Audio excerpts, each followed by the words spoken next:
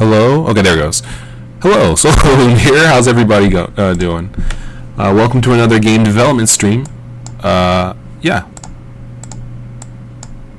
Hope everybody's doing okay. So this is going to be a game development stream in Godot, as I've been doing for the past couple of weeks. And it's going to be a 2D game, or that's what I'm working on so far. And I made a little more progress since the last time I left off. And I'm going to be showing a little bit of what I have first, and then we'll continue. So hold on for a second.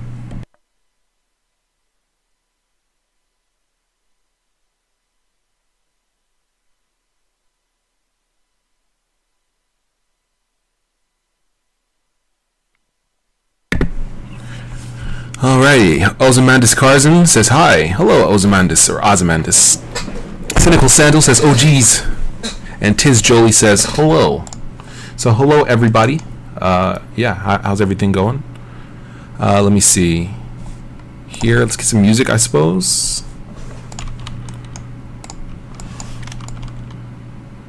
This is gonna be a little tense perhaps, but should still work fine.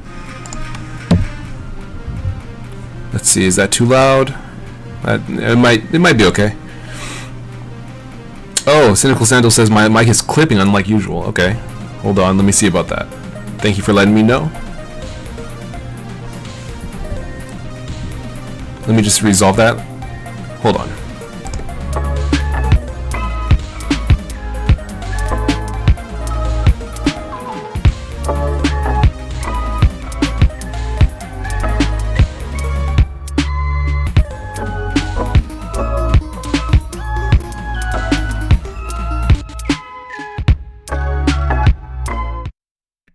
Okay, let's see. That might have...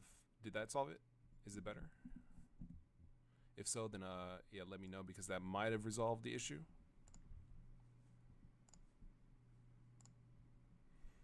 Lucretia says, what's up? How's it going?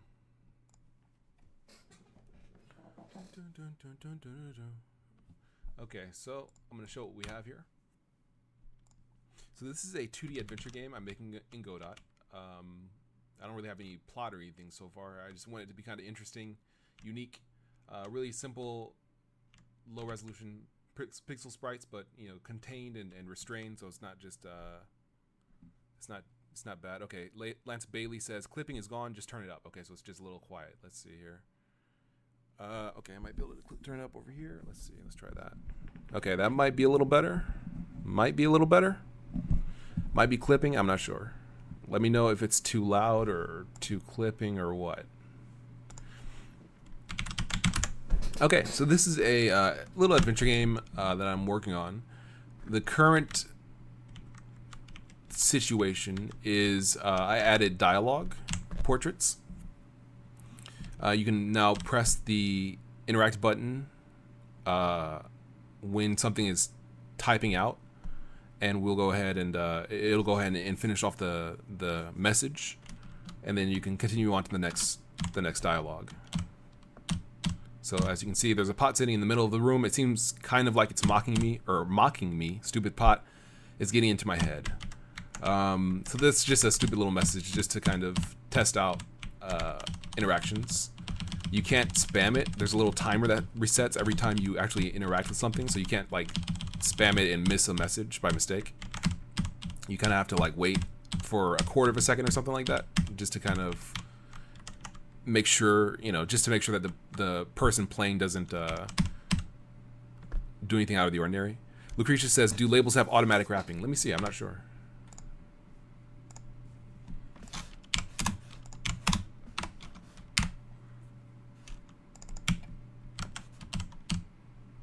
It does. So I actually don't have to add new line support, which is nice, or new lines. It'll automatically wrap. So that's cool.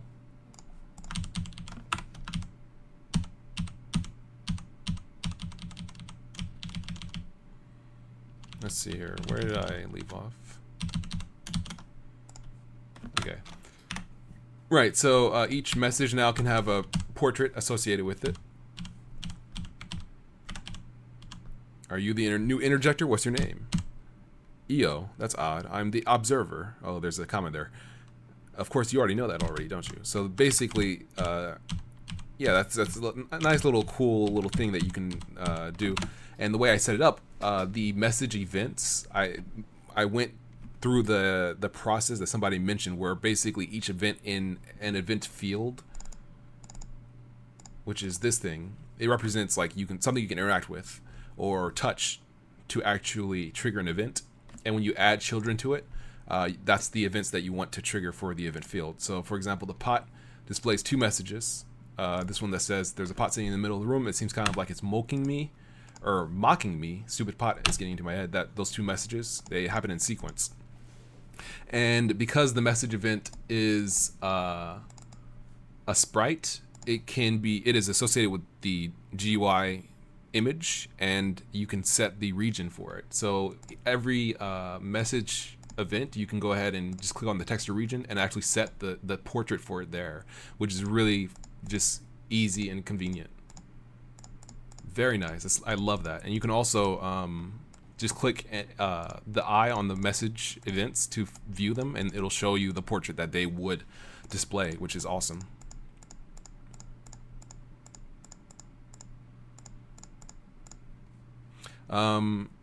Yeah, so very nice, very nice. I also added a couple of exported variables that allow you to basically trigger trigger event fields only once or only on touch. So if you actually try to trigger it more than once, it won't work. Or if you trigger it on touch, it'll trigger each time you enter the not enter the body, but each time you collide with it, like that, which is cool. That's very nice when it comes to like, oh, you can't leave the room yet, like that kind of stuff. Oh, you can't leave yet, you have to find the key, or you're supposed to talk to this guy, or whatever the case is. So that's pretty cool. Working really nicely. So the next thing we're gonna do, something that I have to figure out is exactly how I'm going to do like if blocks, like, you know, if there's a flag, or if there's a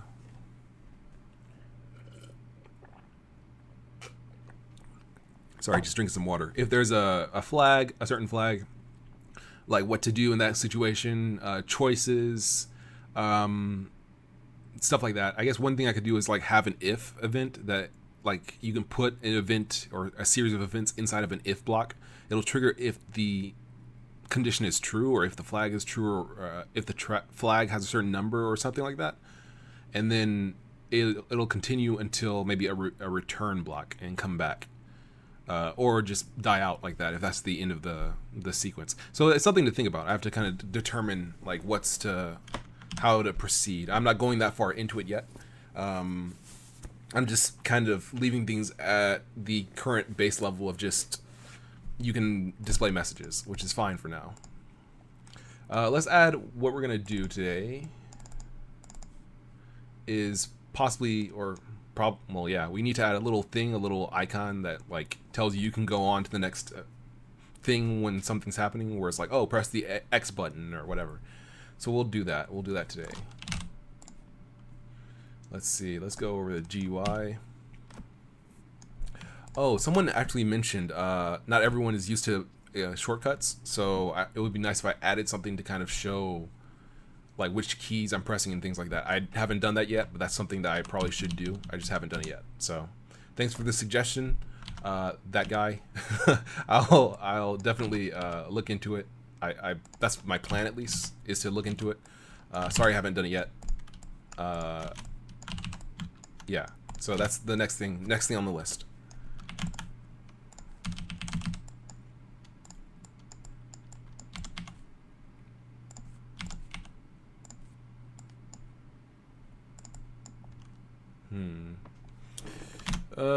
Yeah, there's not much room, so I guess I'll just go with something like this, something kind of simple.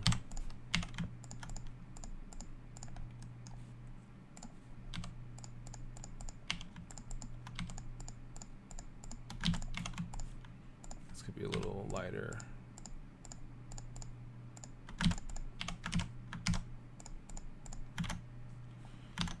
I don't want it to be that small, I don't think.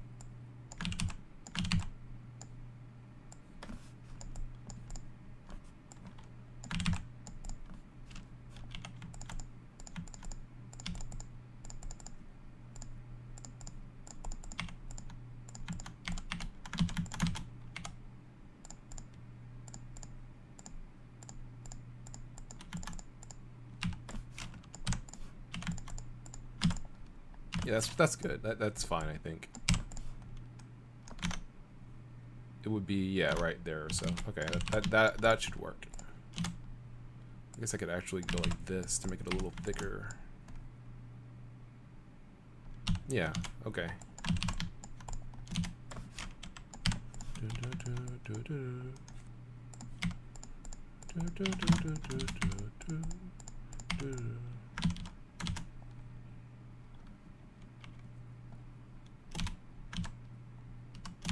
Let's see.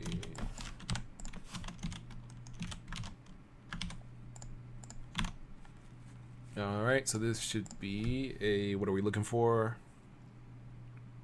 What's the thing we're looking for? Hold on. Okay, just making sure there's nothing going wrong. An animation, jeez. Okay, sprite. I need a sprite. This is going to be the GUI graphic, which goes here. And we're going to need a animation. How do we want to do this? I'm not too familiar with offsets here. Let's see how this works.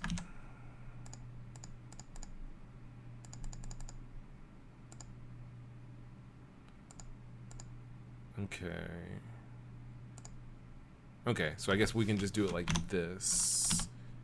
Can we just set the region too? Does that work? Let's see. No. Okay, so the region overrides the animation. So we'll just go with the animation, I guess. Whoops. Let's see. This is 16. 16 across to 16 down.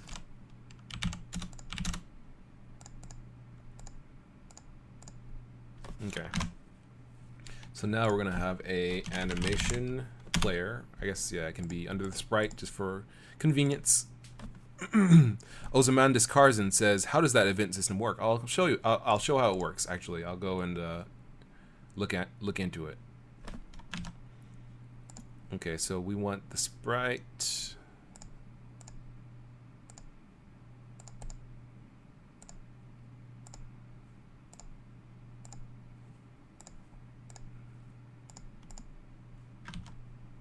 Oh, I see. I was wondering what's going on. Okay, animation, new. This is going to be the button push animation. Go over here.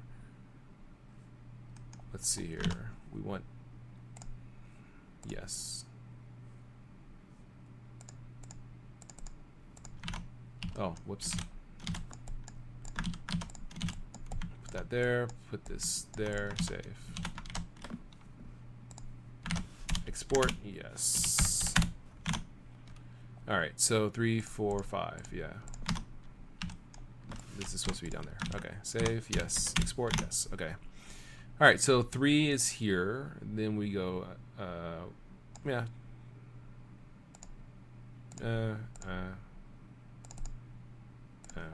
Okay. So let's see. We want it to loop, and let's see how this works. I think I want it to be a little more pronounced, maybe a little quicker too. 0.05 would probably be good. So goes. Let's see. So it's up, and it goes down, and it comes back up, right? So let's put that up there. Let's put this over here. See how that goes.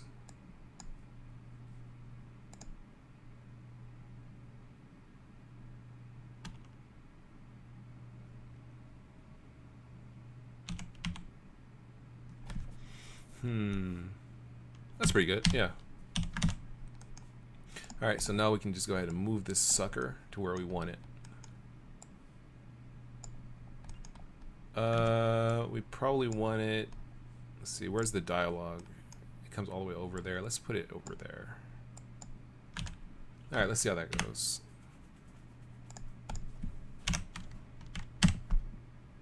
Oh, it won't play. Okay. We have to actually play it. So let's go ahead and, can we just set it to play normally? Let's see. Play, button push. active speed. Yeah, let's see how that goes. Nope.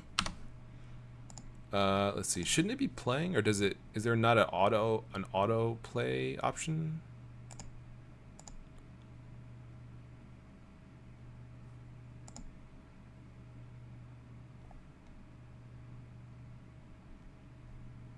It's kind of strange. I thought for sure this was here to make it play.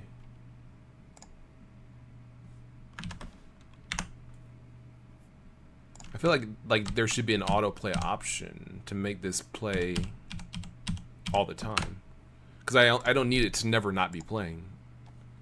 I just need it to be visible or not depending on a certain situation. It's on the animation player. Where? Here, process mode? No.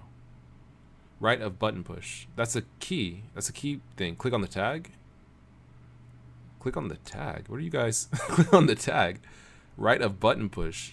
Here. Oh, you mean up here? Okay. I was like, what are you talking about? Autoplay. Right of button push. That's the keyframe. Okay. All right. I got it. I got you. Thank you. Okay. There we go. All right. So it autoplays. Very nice. Cool. So then what we need to do over here with the script is, this can stop playing. We don't need to play. We can have it process. Okay. We say if text line dot percent visible is greater than or equal to 1. People everyone's just laughing at me because I was looking directly at this instead of this. I apologize, everybody. Oh, I guess I have to actually keep that playing. Fine. Okay, so if the text line percent visible is greater than or equal to 1, that means that the text line is finished displaying, and so we can go ahead and grab the. How does this work? There we go. Grab the animation player and, or no, grab the sprite and set it to be visible. And otherwise, we can set the sprite's visibility to false. I guess you could say it just like this: sprite.visible equals text line dot percent visible is greater than or equal to 1.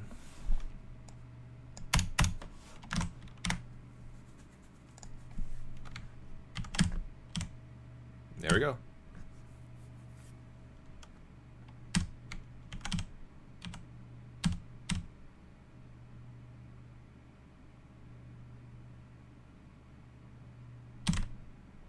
Very nice. Cool. So it works. Right. So somebody asked, specifically, Ozymandias asked, how does the event system work? So the event field is this thing.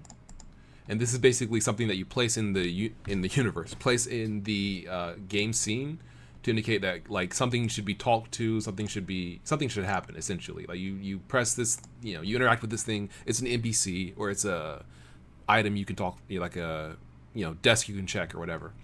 And basically the event field has a collision shape, so that prevents you from walking into it. It's also kinematic, so that it can move. I haven't moved anything yet, but I just set it to be a kinematic body instead of a static body so that it could move. But then field sprite, then field sprite is this little thing that just allows you to see what it is. It gets set to invisible. So the event field looks through its children to see if the child has an interact method, and if so, then it's something that it's basically looking through for events to trigger. So you say, okay, well here's a event field that represents the pot here, and it has 2 message events. So it looks through and says, okay, I have 2 things that can interact. These are message events, and these are the messages that they have. So the event field just goes ahead and says when the player tries to interact with it, it sets its interacting variable to true, and then calls interact on the event in the event list. And if the interact function returns like it's done, then it goes ahead to the next one, and it calls process again so that it can do all the things it needs to do after it would usually do, which is basically check to see if it looped through the entire event list, and if so, go back to the beginning and stop interacting. And if set to only once, then deactivate. And then if it's not all the way through, then it calls interact on the event list again, just to see. Like basically, this is the situation where it's supposed to be interacting. It's in the interact process and it's done with one event, but it's not interacting with the next event. So like you say, oh, there's a pot, blah blah blah blah blah. You press X to go to the next event, and in the frame between this event and that event, it's not doing anything. That should never happen. So it basically says, oh, if I'm done with the current event, then you have to skip forward and like activate again. So I guess I could do this probably a little better by just calling interact again after current index plus equal 1. It just calls interact again. Then I don't have to call it here. That might be good. So it's a little messy, but the general idea, I could kind of refine it a little bit. But basically, you press the button to check an item, to check a event field, and it loops through the events in its children list to execute them in sequence. That's it. That's all there is. And then the message event is a little it's built specifically. Let me see. Events. The message event is built specifically to set text when interacted with and set a portrait if necessary. And then if you press interact and it's not done displaying, then it'll just finish. And if you press interact and it is done displaying, then it'll just return true. It'll be done. So that's it. It's kind of kludgy. I'm not sure. I'm not like doing a whole lot now. I'm not like doing a whole lot with each event type yet, but I could see this kind of bloating and becoming kind of complex, but I'm not sure yet. So like interact count is currently just there to tell how many times you interacted with a message event. That probably actually shouldn't be here. That should probably be in the event field. It should know how many times you interacted with it.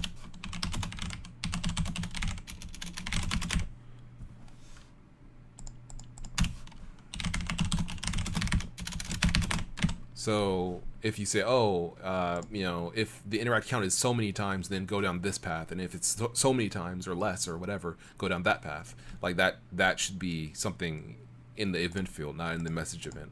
So the message event should just be basically if you're doing anything with it or not. I guess we don't need a done function because we already have a. Do we have done? Do we use done? Let's see. No? Okay. Event field, return not interacting. Let's see. Player done. Yeah, okay, so that might actually be it. The event message event might just need an interact function. Okay.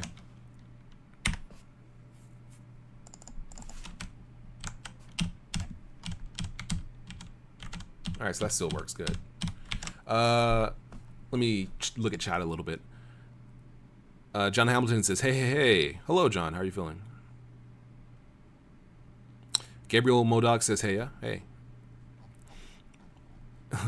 Cynical Sandal says, good, I think. And when I ask, how's everybody, I think. Lucretia says, the events don't have to be message events, right? You can have like a save event. Yeah, the message is just something that has an interact function. So anything that has an interact function will have it be called when we look through the event list. So if I want to save event, if I want to give the player an item event, or check see if the player has an item, or whatever, a kind of event, we can just add it in there. So we can do that today. We'll add an event that checks to see if maybe the number of times something's happened, like the number of times the event field has been interacted with. So like if you check a pot once, it'll say, oh, there's something in it. And if you check it again, it'll say there's nothing else in it. Maximilian, I'm not even going to try the last name. I don't speak whatever language that is written in. I'm sorry. Are you using beta 2 or a newer self-built version? I'm using a newer version. I didn't build it though. It's you can find it in the description. It's like I think it's auto built. But yeah, it's not the one from the website, not beta 2. It's a little bit newer. So let's try this here. It's not going to be a message event. We can just duplicate that though. Oh, whoops. We can duplicate this message event to be a message count. Or wait a second. I got to think about this a little bit. I got to plan it out a little bit more. Sam Quabena says, would you recommend learning Python and then GDScript, or just go for straight GDScript? I would say just go for the GDScript. GDScript is similar to Python, but it's not exactly like it. There's a number of differences. So if you're trying to use GDScript for making games in Godot, just go ahead and start making games with Godot. There's no need to like waste time going through Python first. Yeah. So let's see. Let's see. So we need an if event that basically. Let's see. Lucretia says, "Have you tried VS Code with Godot? It's pretty good." I haven't yet. I like the ability to like search help and stuff, even though I don't really mind using online documentation, and I think I probably would prefer Visual Studio Code's kind of layout to things. So I'll probably check that out. Okay, so the current idea I have is essentially you would add, let me just do a node so you can see how this would work. You would add something that's basically like an if event, and the if statement would be written here. I'm not sure if Godot, let me see if Godot has an eval. That might be a little bit of a bad idea. Let's see, Godot community. So for those who aren't familiar with what I'm referring to, an eval function is something that allows you to, basically it runs code typed out in a string. So like this is all text, but it's code. So like I could say, you know, var test equals return x, return 3 plus 3, right? And then I could say print eval test, something like that. Print eval test, and it would basically evaluate this string. It would run the string and return the value. I don't know if that actually exists, because I don't think eval. Yeah, I don't think eval is actually something Godot has. Like run arbitrary code.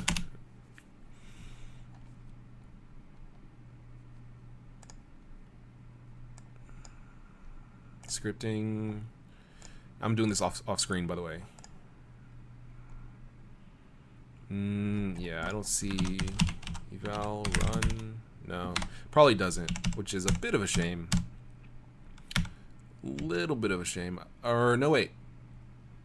Okay, so you can call a function. So you can call a function.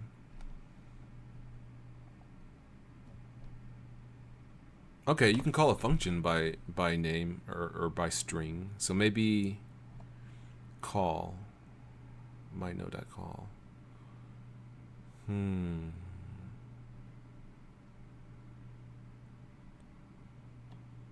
Okay, that's something to think about. Lucretia says you can click the class and method to see documentation inside VS Code. It's pretty intense. Oh, wow. All right, I'll check it out then. Whoops. Sorry, I keep bumping the mic. Oh, yeah, right. So anyway, I was saying that basically the idea is that you could put an event in something and then like type out like, oh, if, you know, we have a certain field, or, you know, if a certain flag is set, if a certain item is had by the player, or whatever. I guess the easiest way to do that would be like if a certain node exists, or if a certain node has a certain value, maybe. That would be kind of Godot-y, or Godot-y, I don't know. So an if event, so we say, oh, if, you know, the player has so many apples, then you can have a message that says you have too many apples, or you have enough apples. So how do we do that?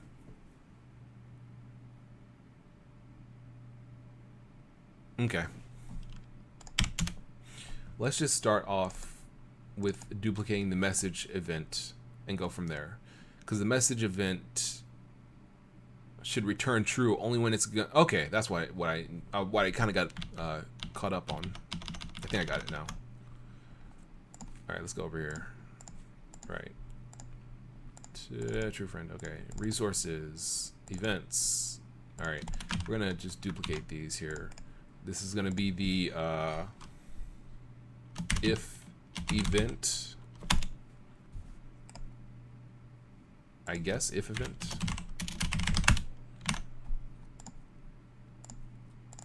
If event and if event. All right. So the if event doesn't have to be a sprite. Actually, let's change the type. It can just be a node. That's fine. If event, and it uses load resources events if event. It uses the if event script. Save. This extends node. It doesn't have a message variable. Okay. So the general idea behind this is basically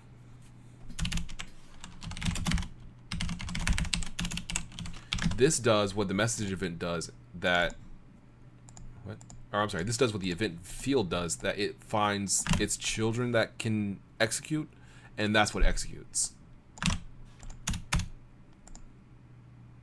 Right. So when the event field, hold on. So let's see if we can get this working like so, I guess. If event. We don't need interact count.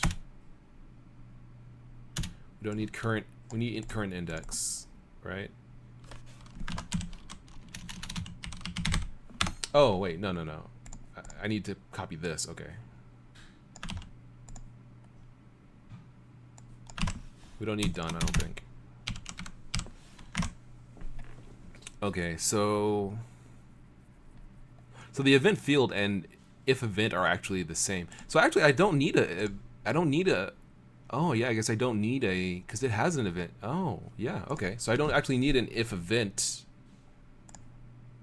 Yeah, I don't need if event. I completely could just use, I think, an event field again. Let's try that. Don't save. Let's try this real quick. This is gonna be crazy if it works. So if we say we want to just add an event field here.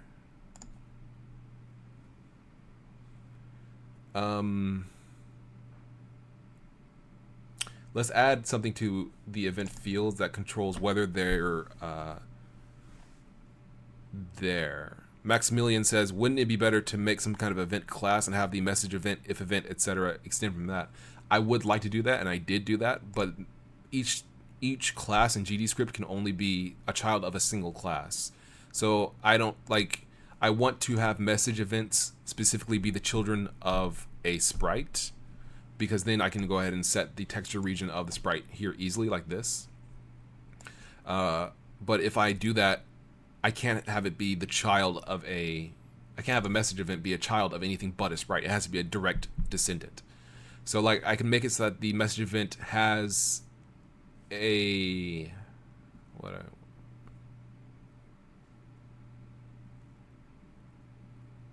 mean, I can make it so that the message event has like the base event class as a child in there, but it's just like, I think it's, I mean, I guess I could do that, but I don't think I need to do that yet. The only thing that the message event has is a single function, interact, and interacting. So I mean, like, what exactly designates a message is just all handled here in the message event. That's just what it does, and I like that. I like that. Hopefully, I should only have like one or two variables, one or two functions for each event, and anything can be a message event, or anything can be an event in theory, because all it has to have is an interact function. And I think I'm about to take advantage of that by this process. So like, let's say we had this event field, right? Let me see if I can move it. So this is the event field that we have, that we just added. So if we put this in here, then this field should trigger when we go to interact with the pot, because the pot says, let me trigger all the events in my children's list, one of them being the event field, and the event field then is going to trigger all the children in its event list, which means that we can make the event field have the ability to like kind of filter things out. So we'll see if this works. Hold on. Let's save it. So what we'll have to do is make it so that when the event field is done interacting,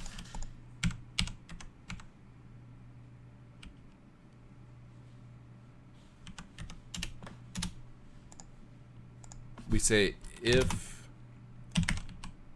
current index is greater than or equal to event list dot size, then return true.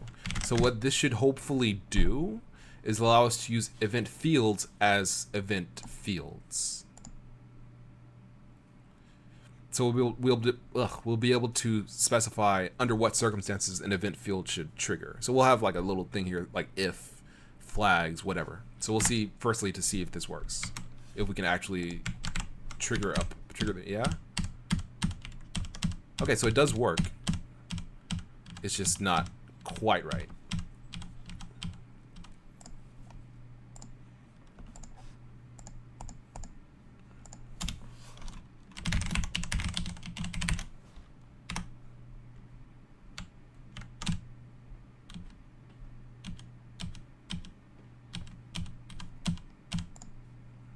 It's not quite right. It's not horrible. It's not horrible. It's not wrong. Let me see. Is it triggering twice or is it just... Okay, so I'm not able to move, so yeah, it's triggering again. It's triggering multiple times. So let's see.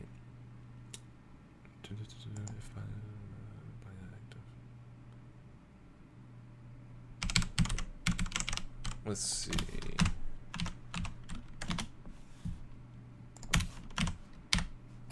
Maximilian says, now I'm curious if you could do multiple inheritance in C++ and have it still work in Godot. I'm sure you could. I haven't tried it, but... Okay, so it's just looping. It's not actually giving the player the opportunity to do anything. So, is it that the event field... Okay, I think I got it. I think I know what's going on. Okay, so the event field gets interacted with. Ret equals if ret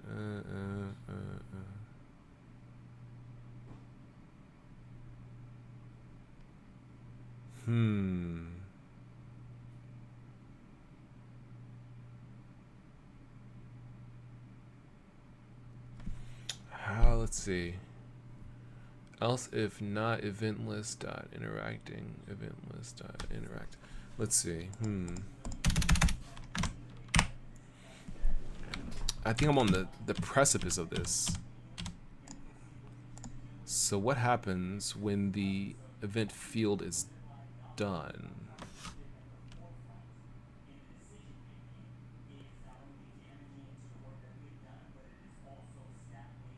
If it is greater than or equal to, else if not. Interact count plus 1. Let's see. ZRKO says, when your PC broke, so you're watching by phone. Thanks, man. Thanks for watching. Thanks for tuning in nonetheless. Let's see. So there's something definitely triggering this multiple times.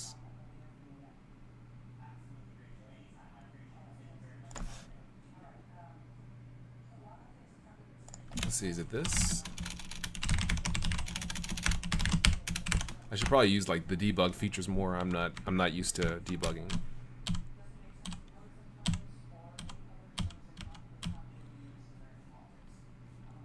Let's see, debugger.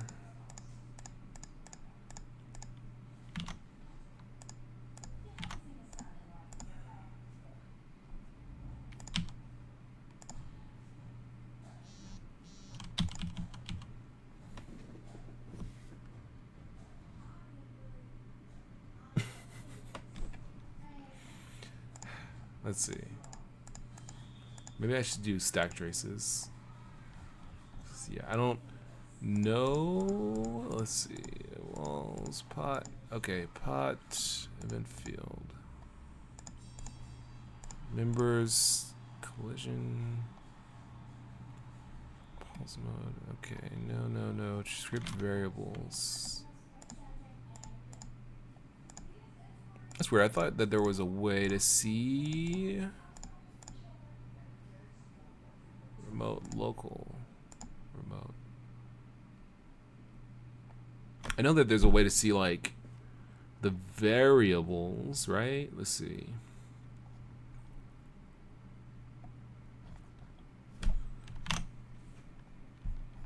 Or do I have to add a monitor? Not profiling. Debugger, stack frames. Okay, I must have to.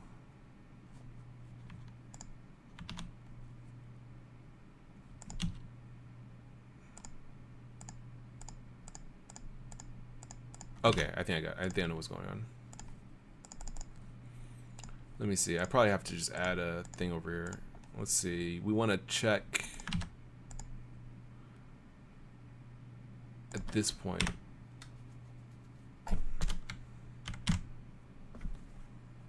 Let's see. Current index 0. Okay.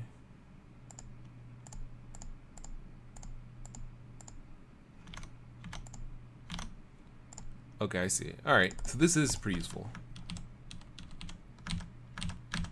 This is pretty useful. I just have to figure out exactly what's going on here. So you interact, the event list is greater than 0. Current index is equal to...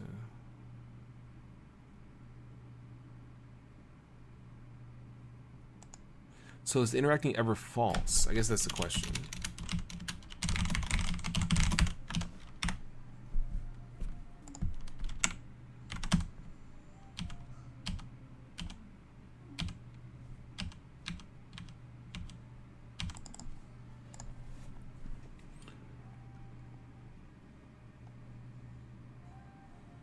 Okay, so it is both false at some point in time, but at some point between then and here, it just kicks out that false.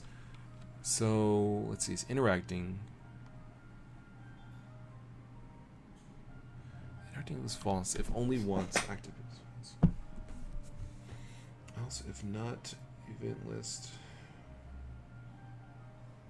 Okay, I guess it's this. Is this here? Okay, let me see.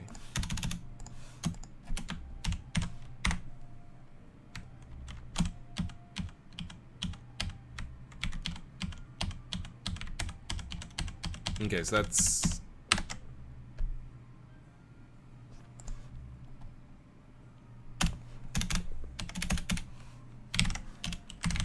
current index. If get name is equal to pot, print current index.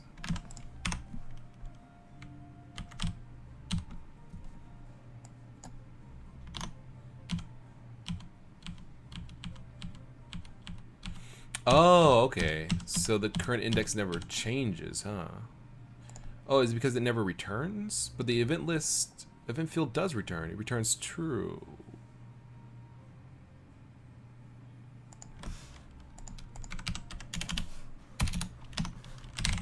All right, index.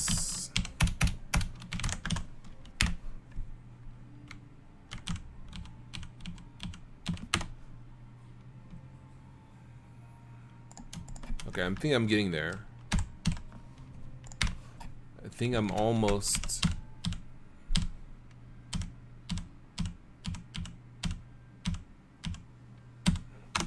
So it's 0, 1.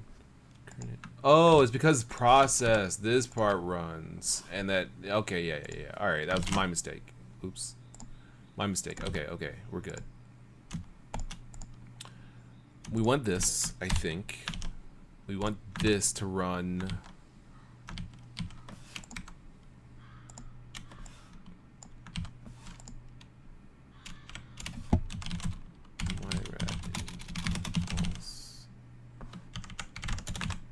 Current.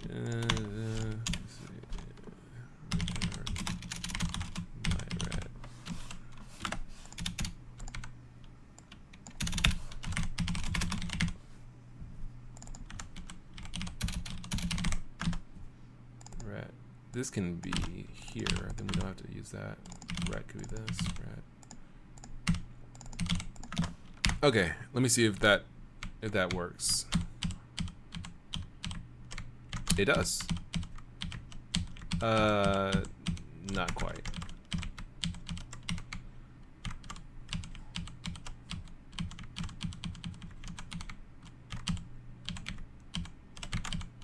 I can walk away. Let's see.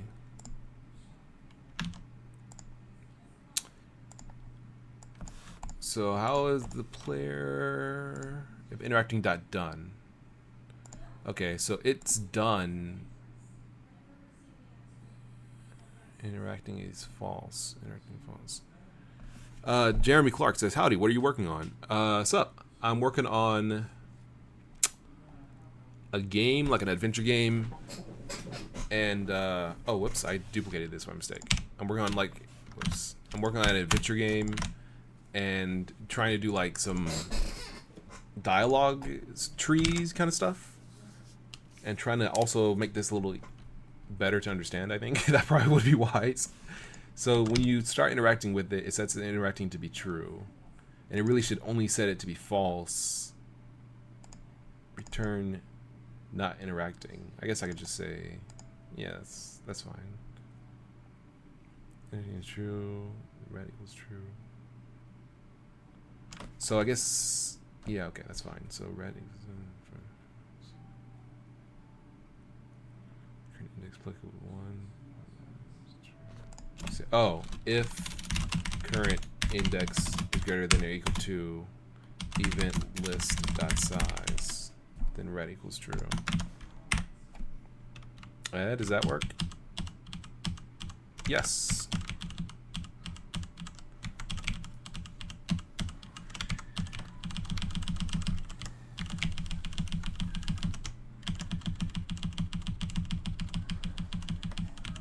All right, it works. Leonard Mayer says, process runs on every frame. Are you making sure to do set process false since you're using it that way? I'd recommend not using process that way, but it's your choice. No, I'm using it for both. I'm using it to run every frame, but I'm using it this way as well. I mean, the difference would be having process run a function and having this run that function instead of process, but there's not really any reason to. I don't actually have to pass any delta either. I'm just doing that just to do it. I could just pass 0. I'm pretty sure that there's no downside to using it this way. Process is a callback function, but it's just a function, so. Okay, so this works.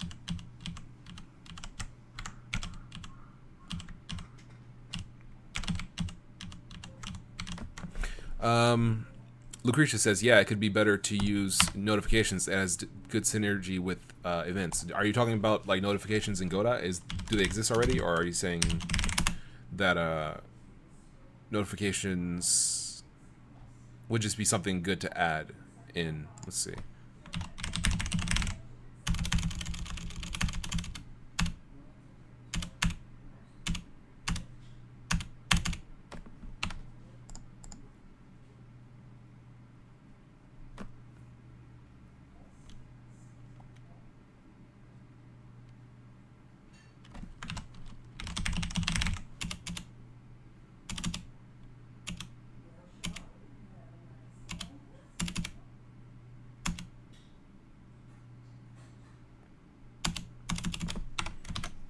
Okay, so you're saying that notifications are like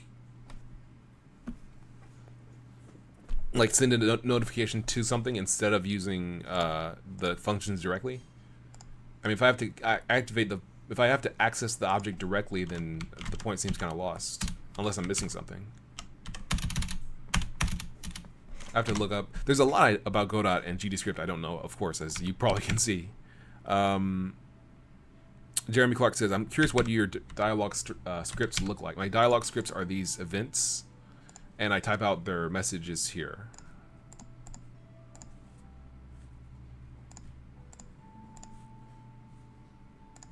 Like so.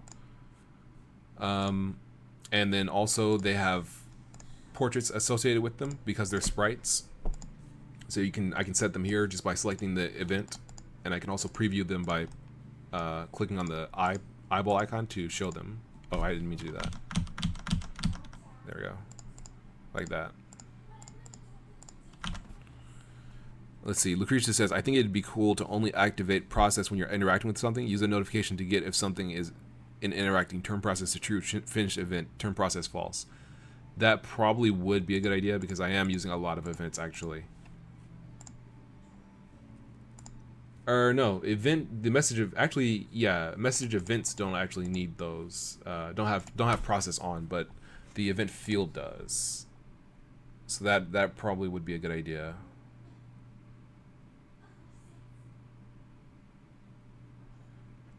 All right, I'll have to kind of check on that because that's a optimization thing. All right, so the reason I was going through all that is basically I should be able to add the ability to kind of filter events now. So let's see, I could do it. Can I just, let's see, how do I want to do this? I could check maybe a flag.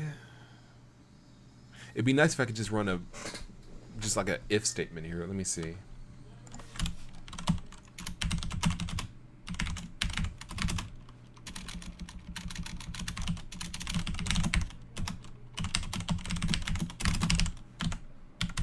So if I could say like export on interact count is less than 0, or I guess not export on, run on interact count is less than 0. Does that work?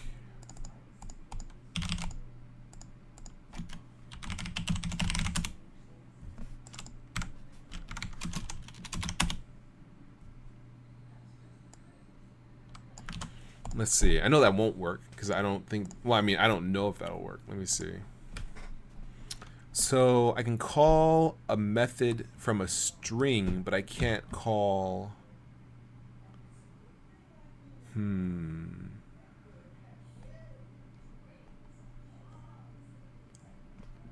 get property, get meta list. Let's see.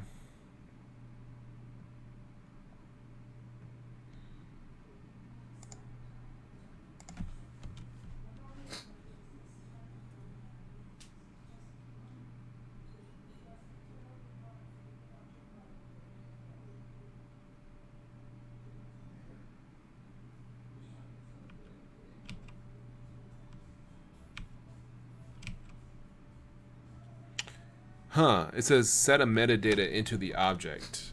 Metadata is serialized. Metadata can be anything. So I can, I need to check if, okay. So I might be able to do it just like this. If I say on interact, if event list current index dot interact. This is kind of annoying because, well, yeah, this is kind of annoying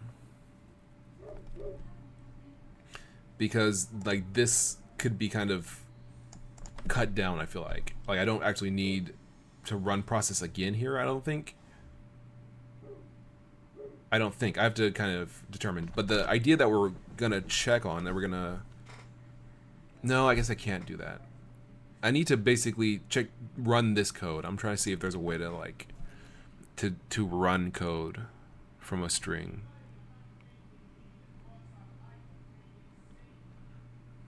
I can get data from a property, and I can run data from a function. I can run a function from a string.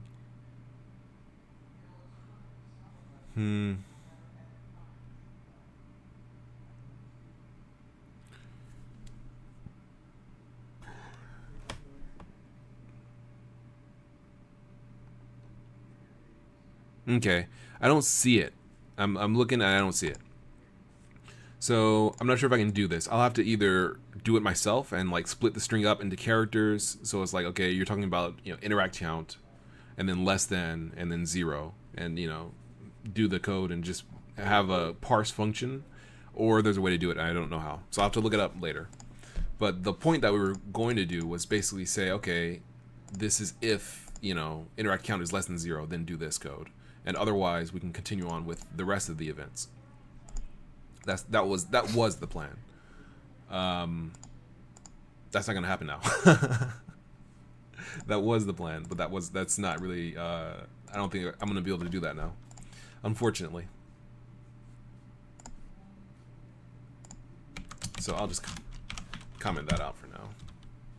All right, so this is what we have so far. Okay. All right, we got the animation in the bottom right. That's working. So a nice little RPG Maker kind of esque system.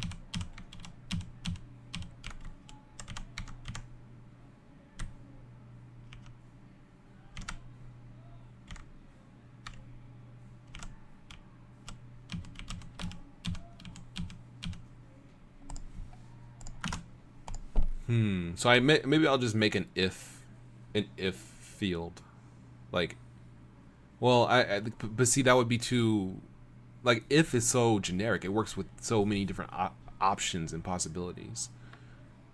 So maybe I would have to have like a count field. I guess I could do that maybe. Like, I want to show how this works, but I can't really do it the way I would like to. All right, let's go and try something else, I guess. That's fine. We'll come back to that later. All right, let's do inventory, I guess, an inventory system. Does that make sense? An inventory system? Yeah, I guess so. We'll do this the easy, generic way, where each node can be a thing. I'm thinking that's pretty easy, because you can add nodes, right? You can check for nodes. Does that make sense, to have nodes? To have each item represent, a node represent each item, that seems a little unnecessary. Like, what would that give me? Because if you want to kind of represent items in code now, you can't really do it as easily. Or maybe I'm being paranoid.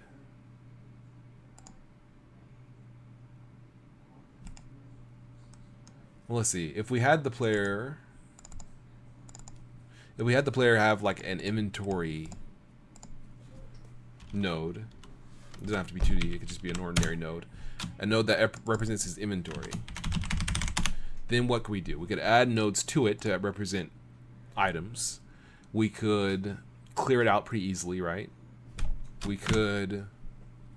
It's automatically like a dictionary and like a array. Well, I guess it's like an array. So maybe nodes would actually work pretty well. Because you can add stuff to it, you can take stuff away. I guess it gets serialized pretty easily. Does it?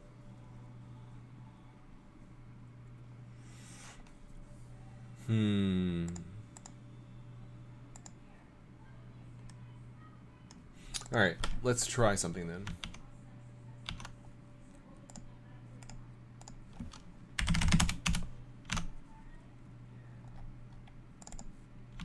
For items, we'll just have a very basic node here that represents an item.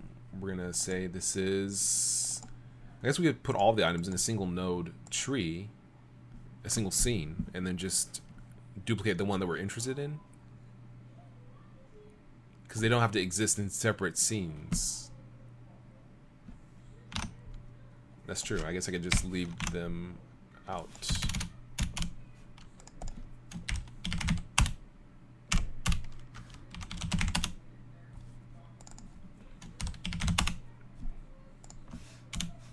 So this will be a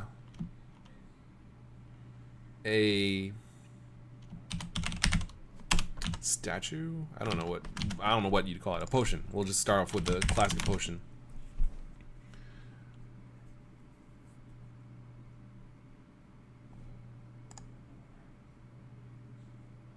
I'm just thinking here. Can I put a sprite as a child of this? Does that work?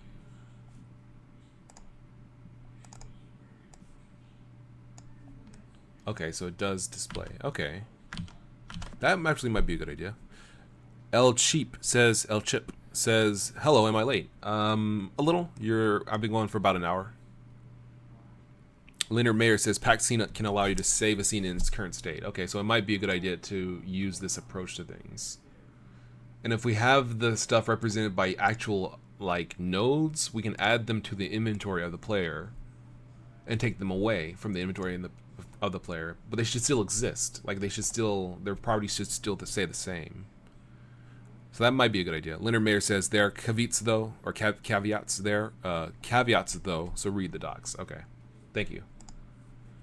All right, so let's go ahead and try this out then. Let's create something that the player can take, which is the pot. We'll say the players can take the pot just for a test. So the pot has this set of items. I'm sorry, this set of messages. Let's go ahead and take away the tile that represents the pot here, and we'll add it here using a sprite.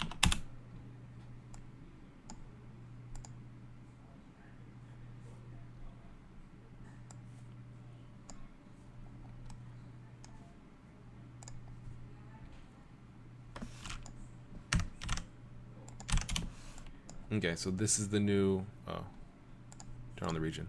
That's the new, okay, there it is. So there's the pot. Now, what we're gonna do is, after this, we're gonna have a message event. Let's switch this up a little bit then. It seems like, we're gonna change this. So it says, it seems kind of lonely. Well, I'll just do it like this. Sit in the middle of the room. It seems a bit lonely now that you think about it.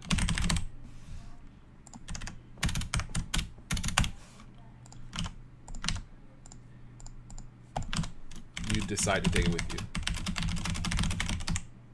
Okay.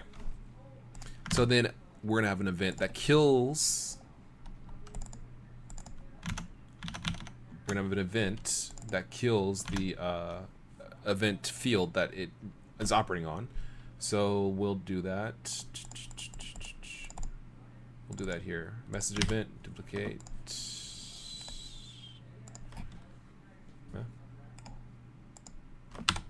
Duplicate. It's weird. Why won't I duplicate?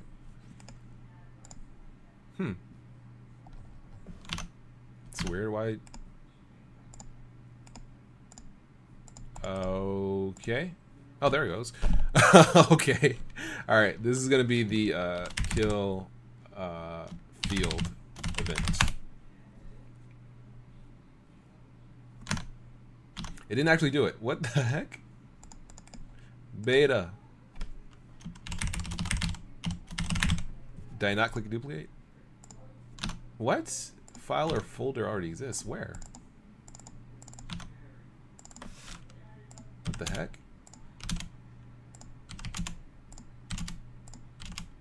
What the heck? Where does... It's not hidden. Where... Why did I put it here? Okay, this is weird. Alright, resources, events. Alright, kill field event. Alright, fine. We'll just do it here from this point. Message event. We'll rename this kill field event. Okay, so then the kill field event, change the type to just an ordinary node. Kill field event. This can use the load kill field event script. It extends node. Doesn't need that. Interacting equals false. We don't need that. Okay, so what this is gonna do then is very basic. It's just going to free call queue free on the parent node. So can I just do like dot queue free? Does that work? Or do I have to do like, oh, like maybe get node?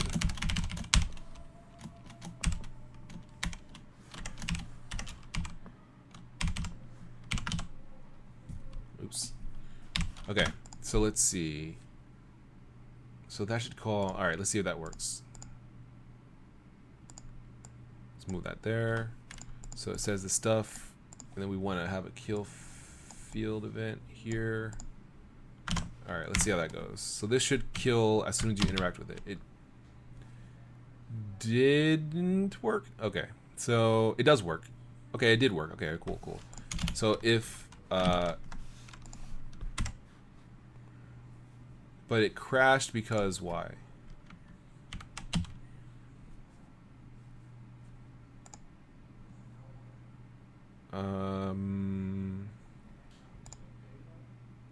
Attempt to call function done on previously freed instance on a null instance. Okay, so if interacting is equal to null or interacting dot done. I guess if interacting is not equal to null and interacting dot done. Okay, let's try that. Does it automatically nullify the thing? No.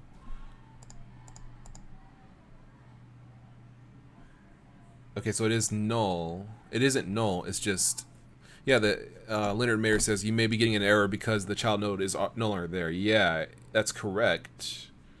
But it should either not be there or it should be invalid. I'm not sure which of the two it is. Like if it's freed, what happens to the reference to it? I guess is the question.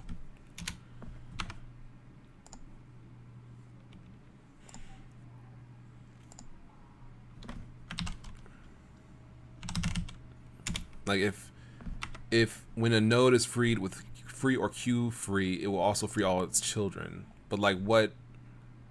Like how when it's freed is inside tree? Is that what I need to do? But I mean, if the reference is gone, the reference is gone. So like, what happens to a reference that has been freed? I guess is the question. Okay, if interacting dot is inside tree, maybe. No, let's see. Yeah, previously freed instance on a null instance. Okay, but like either it's null. Okay, so it's null. If interacting is not null,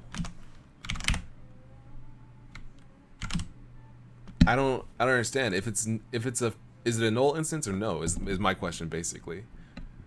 Attempt to call function done in base. Okay, let me see. Print. Let's try printing it out. Print interacting.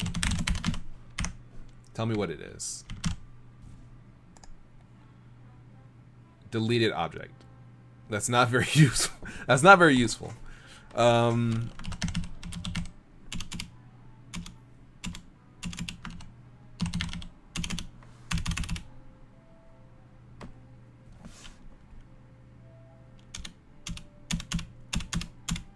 Yeah, I don't quite get like what.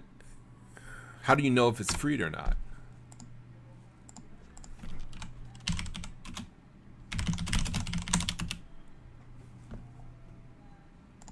Here we go. How do I check if a node was freed? Maybe you should try checking has node target first just to make sure the node exists. Okay. Okay. Okay. Okay. All right. So if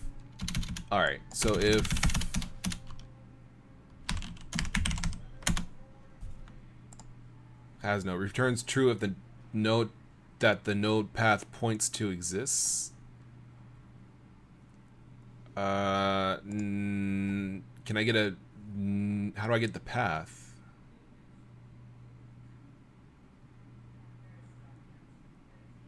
What?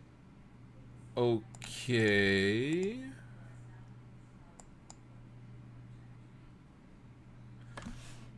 Okay, maybe I could just do get parent dot has child or has.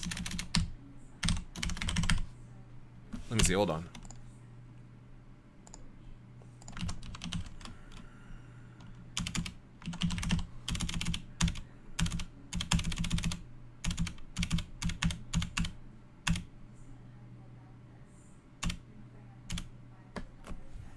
Let's see, is a parent of. Return true if the node argument is a direct or indirect child of the node. Okay, I need to know if it's a child of.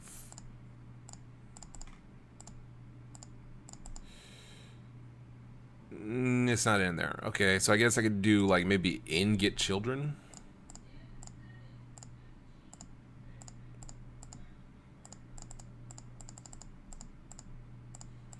This is kind of crazy. I'm kind of surprised that like I'm having this much trouble with this.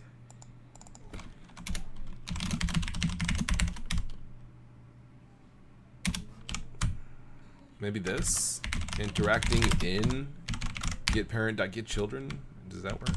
Okay. All right, it works. I think. Let's see. It crashed, but at least it crashed a little later. Okay, so it's because if not interacting else, if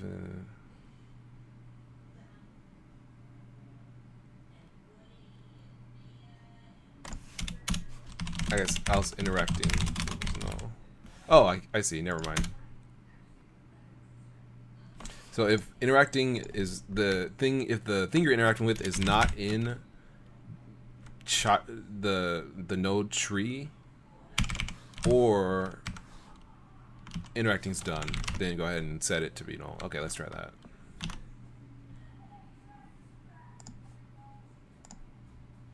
Oh, I guess it doesn't like that. If not interacting in get parent get children. Okay, so it works. Yeah, get children returns an array. Leonard Mayer says get children returns an array of children. Yeah, I'm just using this to determine if if it's in the node path, because I can't check the reference itself to see if it's in the tree because the reference has been nullified. So I have to see if the node is in the parent's children list. That's kind of stupid. I'm like, I don't know, like, well, how else to do it. I don't know. Like, the alternative would be where nodes that have been removed are still valid, like the references are still valid, and they're just set to be inactive. And you have to check to see if it's active if you want to mess around with it. Or something. Because it's not great. Ozymandias says, I found a snippet that basically tries to make a reference to the deleted object to test if it exists by trying to get a reference using getref. Let's see. Leonard Mayer says, I think you should be able to do is queued for deletion in interacting, right? Let's see.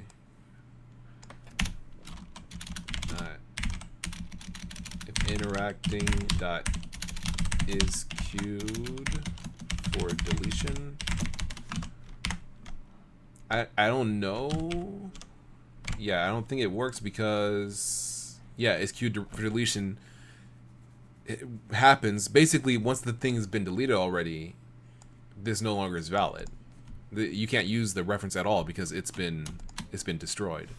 So it's like what happens in this case where you have a reference to something that literally does not exist. That's the problem. So I can't even print, like, I can't use any function that exists on interacting. I can't use any function that exists on the node that, or on the resource that the interacting variable is pointing to. So I can't say interacting dot get parent dot is in tree dot nothing like that. I have to see if it's in the parent's children list. That's a little awkward. They could do something about that. That's a little. This could be done. I don't know how else to do it. Maybe just an exists function that just says does it exist? Has it been deleted? Let's see. Someone mentioned getref. Let's see. Print interacting, or I guess getref interacting like that.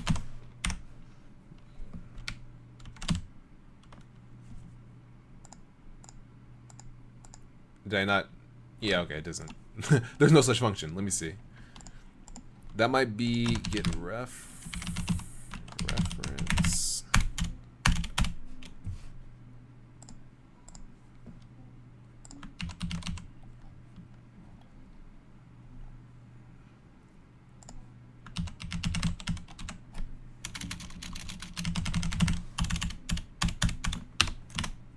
I don't see any such function. Weak ref interacting getref. Weak ref. Okay, let's see.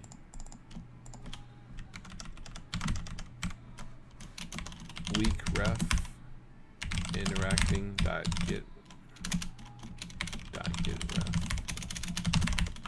I mean, that's still kind of wordy and verbose. It's null. Okay, so that does work. I'm guessing. Let's see, real quick with something else that doesn't die immediately. Okay, so it does. So you can do that. Create a weak reference.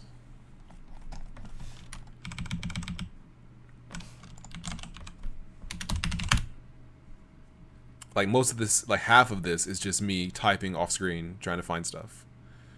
Okay, hold a reference without contributing to the reference calendar. Blah blah blah. Blah. Okay, so like Ozymandias said, yeah, you can use weak ref to create a reference to a node, and then use get ref to see if that reference is nullified. I mean, between these two, this is less wordy.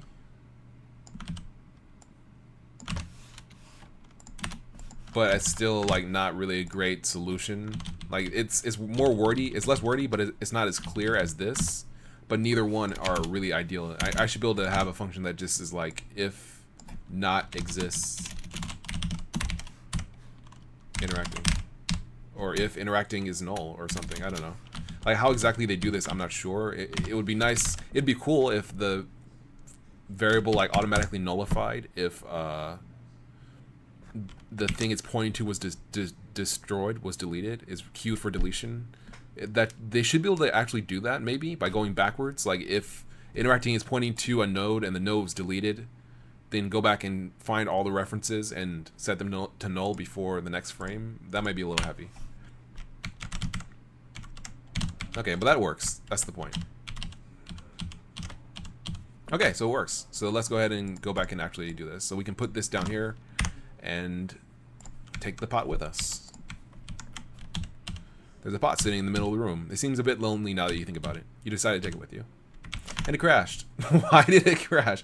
Invalid get index interacting. Oh, okay, because of this. Alright. Oh.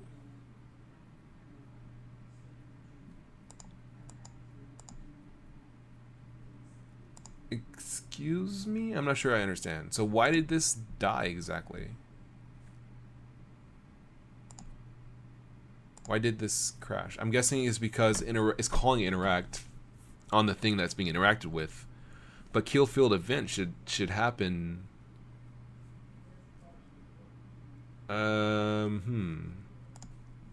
Okay.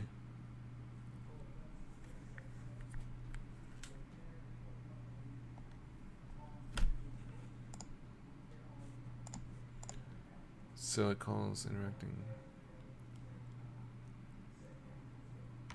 Okay.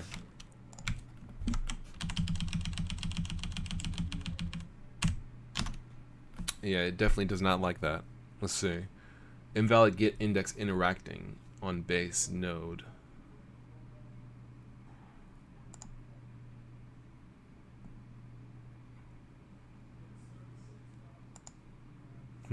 Okay, so I guess maybe the easiest way to do this, because it probably would just be the easiest way to do this would probably be to simply call like set a variable or something and have it happen just later once we're done interacting with things. I guess. Yeah, that seems that I should be able to just do this, but I don't know. Maybe I'm being too just sudden with this. So get parent. Ozymandias says kill event doesn't define interacting. Yeah, it does, but that's not helping me right now. It defines interacting, but it can't call queue free on the parent. What this is event field. Just willy-nilly. It doesn't like that, basically. So we'll do something else. We'll do get parent. I don't know if I can do something willy-nilly like this, but get parent.kill equals true.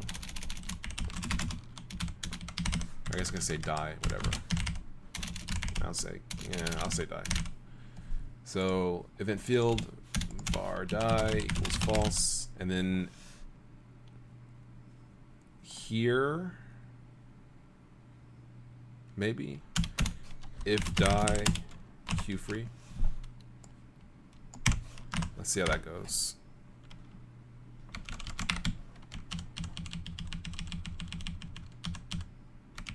It doesn't like that. Oh. I'm sorry. Ozymandias says it defines interact but not interacting. Okay, I'm my mistake. Okay, that was my mistake. All right, so let's go back. So we don't need die or anything like that. So let's see, interacting. All right. Bar interacting equals true. All right, let's try that.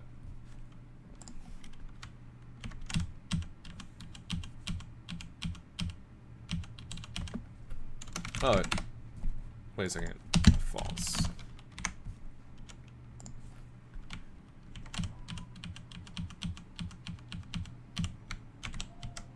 All right, now it works. Finally.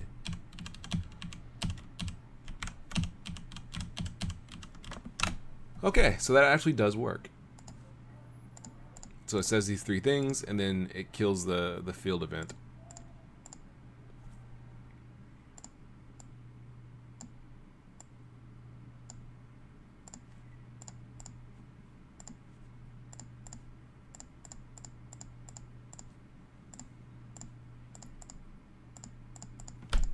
Cool. That actually works not bad.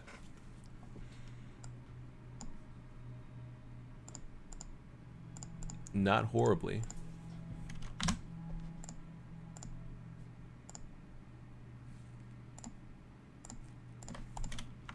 Well, this took a while to get to this to get to this stage, but it's actually working pretty reliably.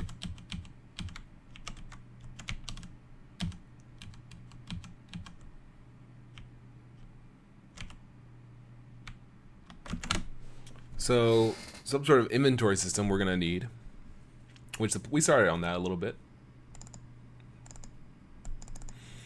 So he's got an inventory. Okay, so that's why that's what we were gonna do. So maybe instead of killing the field, maybe we could give the field, or that giving the field directly isn't really that useful. Like giving the pot to the player's inventory, putting it in there, and making it invisible doesn't really help.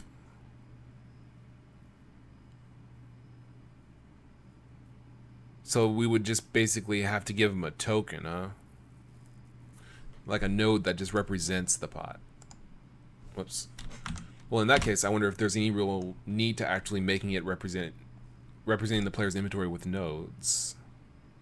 I mean, the good thing is that it would kind of give you a graphical means of seeing like how many of each thing he has and stuff like that. But at the same time, there's not really a reason to do that.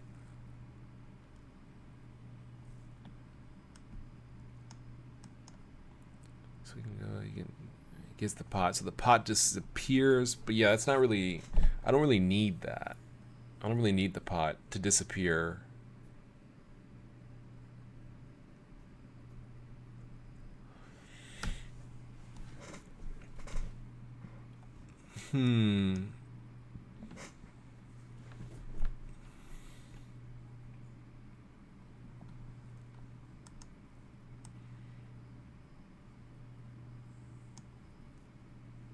Yeah, so I guess it would just be a token essentially. So let's do that. Let's make another event. We'll just do it the old school way. Node. This is going to be the give item event. Load, or I guess new script. Extends node. Func interact pass var interacting is false, and save this as give item event. Save that there.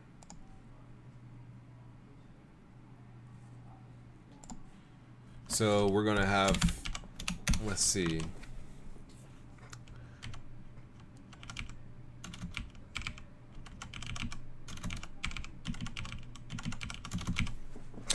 Okay, so export item or string item code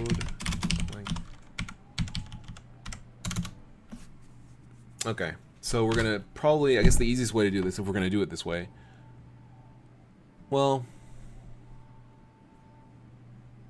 okay, I have to think about this a little more, because basically I would like to be able to select the item code here. Like, rather than typing it in, it'd be nice to have a selection box where I can say, oh, you know, a pot or whatever, or a potion.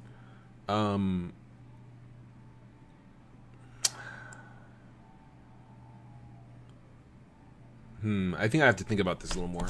I don't want to just do this willy-nilly, because I'm gonna end up having to do it later anyway, redo it anyway. Because the idea is, it would be nice to kind of do this in GUI and keep this in GUI like it is currently. So I could say, oh, you know, give item event. I can go ahead and put a give item event in here and type in the code, like, you know, pot, like that, or have a selection that says pot, or you know, potion, or, you know, whatever, you know, whatever the case is. But the actual codes here would be like, they shouldn't be something I type in. They should be like a selection, so I can keep them in the give item event code itself, like, just, you know, for all the item codes. But what happens if I want to give a multiple? Like, I have to determine if I want to do this. I have to determine how I want to do this, I guess, is the point. Because if the player's inventory is represented using an actual node like system here, that's kind of complex, a little complex for no particular reason. What happens, like, if I want multiple quantities, I would have to have each item represented by a class, like an extension of a node class that has like actual quantities and things. But then the upside is that each item could also have like icons and be all the things that are necessary to display the item, to use the item, all that stuff. So maybe I'll go this route, because then I can kind of tweak it the way I want it to go. If I say item code, I mean, I could put the codes here. See, I did this before, and I know that you can't like put, like, if you want to have like a selection, you could do something like this.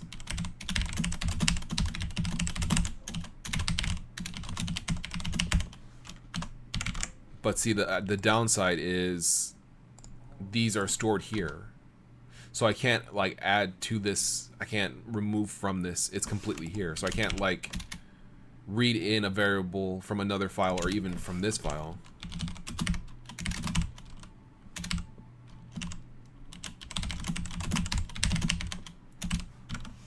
I can't do like this. Like, it has no idea what to do with this, even though it would be nice if it could, like, oh, you want to put potion and knife in here. It doesn't do that.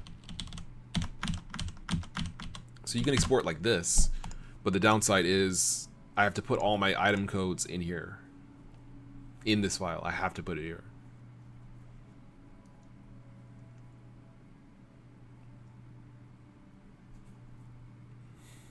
And I can't add to this or remove it. Like, every possible file item has to be in this list.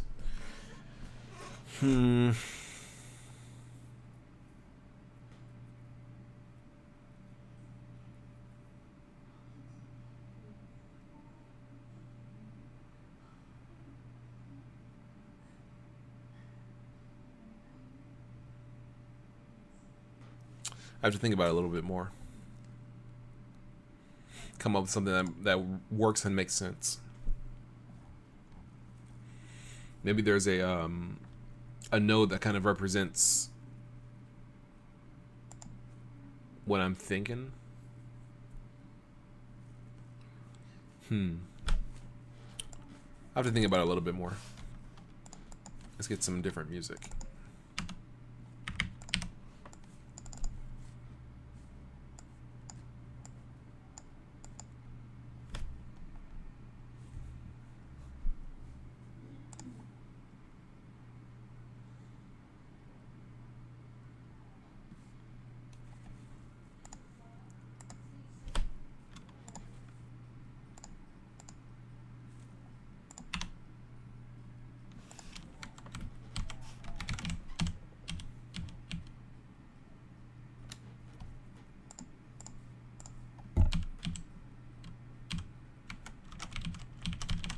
Eh? It's not doing anything now. What'd I do? How did I manage to break it? Oh, give item field. Okay, I put that there. That's right.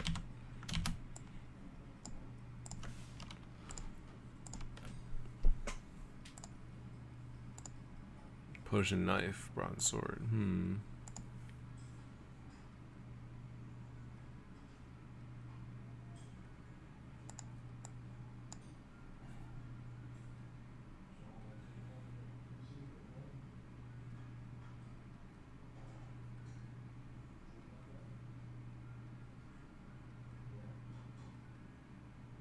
Yeah, okay. Alright, so I'm gonna have to like think about it a little bit more. It takes a lot of planning and thoughts to get this to work. Gameplay Docio says export var parents equals string array. Nope. Typeless export needs a constant expression assigned to an oh, I see, like this, like that. Nope. Typeless export needs a constant expression assigned to infer type. Let's see. Well, a string array is a typed expression. It's an array of strings. Can I just do this? Oh, it's an array.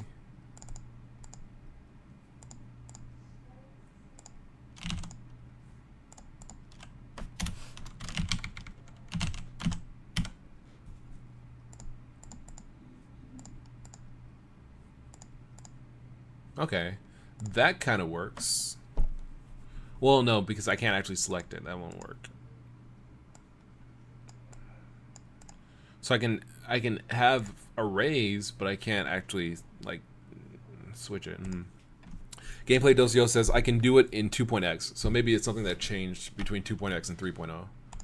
So it's probably a different way to do. If it does exist in 2.x and they didn't just like forget to add it in, then there's a way to do it in Godot 3. I just don't know how, and they changed it. So we'll have to see. Okay, well, I'll have to keep messing around with this. I'm gonna, I think, sign off a little early today because I've been just like thinking for the past hour and a half. I'm gonna take a break. Thank you very much for watching. I've been SolarLoon. It's been fun. It's been real. If you wanna throw me a bone, support me on Patreon or buy some music or just listen to some music. That'd be nice. Or buy something on my Steam or itch.io or whatever. You can find the links in the description. Also my SoundCloud where you can listen to my music for free, of course. And yeah, everything's been going pretty well so far. This is looking pretty good. Looking nice and fun and feeling pretty good. Interesting to do a lot of design work on like just code design. Like how does this work? Does this make sense? Is this something that I would, kind of want to use and want to mess around with on a regular basis? That's kind of a good question that doesn't usually, that's a lot of game development, is trying to figure out what's a good approach for this. What makes sense? What will I need, and what is just going to slow me down? So there's a lot of thinking that goes into making games. Lots of thinking. All right, well, thank you very much for watching. I've been SolarLoon, and it's been fun. I'll catch you guys on the flip side another time. See ya.